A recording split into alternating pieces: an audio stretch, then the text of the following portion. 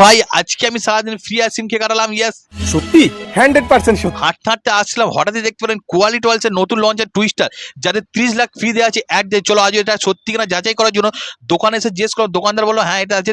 এর মধ্যে কারিতে 20 টাকা স্টিক বলে লেখা থাকে। তো 3 রকম ফ্লেভার, তার মধ্যে আমি ম্যাঙ্গো ফ্লেভারটা নিলাম।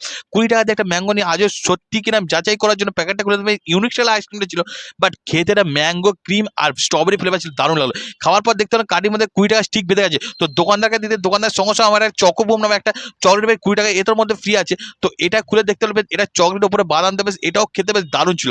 এর মধ্যে আছে কিন্তু তারপরে ধরে এর মধ্যে একটা 20 টাকা স্টিক বেঁধে জল দিয়ে ধুয়ে আবার দোকানদারের কাছে নিয়ে গেলেন। দোকানদার আমাকে একটা ম্যাঙ্গো ফ্লেভারে পাইনাপেলটা ছিল না বলে ফের ম্যাঙ্গো একটা দিল। দোকানদার আমাকে সব লুটে নেবে নাকি? আমি বললাম লোটার মাল দিয়েছে, তুমি লুটবো না তো আবার কি করবো? তো এটা খেতে খেতে দেখতে হলো হঠাৎ স্টিকের গায়ে বেরিয়ে আছে, খেতে হলো না পুরোটা আমার।